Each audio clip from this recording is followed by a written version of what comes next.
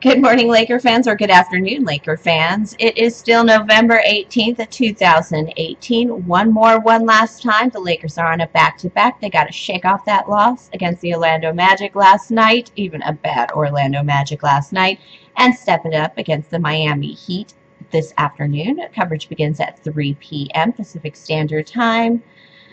I am Rachel A. Smith, your hostess and fierce feminine force behind the RAS.Laker channel, the proper Laker news resource for everything a Laker fan needs to know. So what are we expecting from the Miami Heat? Well, they are coming off a loss against the Pacers. Friday, Heat 91, Pacers 99. Heat sit 10th in the Eastern Conference with a losing 6-9 record. Desperate for a win. But hey, right now they're not that desperate because point guard Dwayne Wade is still in Los Angeles on paternity leave from that miracle baby girl with Gabrielle Union. Congratulations. Some fans say, get back to work, buddy. Other fans know it's very important for a man to love up on his baby girl and his new family.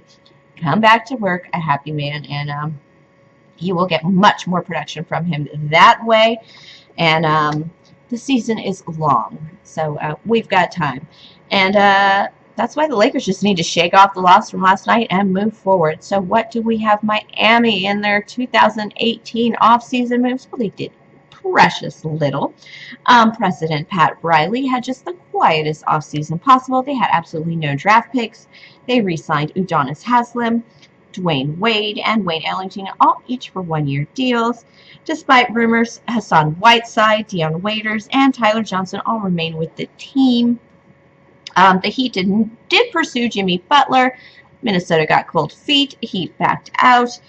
Heat also have just about no fit for Carmelo Anthony in the roster or in the budget. Heat are over the cap, so they are definitely paying $9 million in taxes and fees for that one. And very interesting, however, they have 14 players returning to their roster from last season. They should find a playoff berth quite comfortably if things go all according to plan. And that would be Pat Riley's plan. If not, they have quite the ejection button to push with a lot of one-year deals. So what's going on today? Again, point guard Dwayne Wade is out for paternity leave. Gordon Dragic, also point guard, is out. Rodney McGruder is also out with injury, as is Dion Waiters. Power forward James Johnson is likely to return in tonight's game. Never miss a chance to beat LeBron or LA, as the saying goes. He tend to keep games close and competition and competitive throughout the game. So Lakers are going to have to fight this one out for all 4 quarters. That seemed to be our problem last night. So the basic hole in the Miami Heat's game are indeed those late game struggles. They are struggling to close the game. That might just come from the absence of a strong point guard presence right now on their team, much like the Lakers sported last night against Orlando Magic. Hopefully we can pull that together. So what are the 3 keys to the game? It's really pretty basic for the Lakers.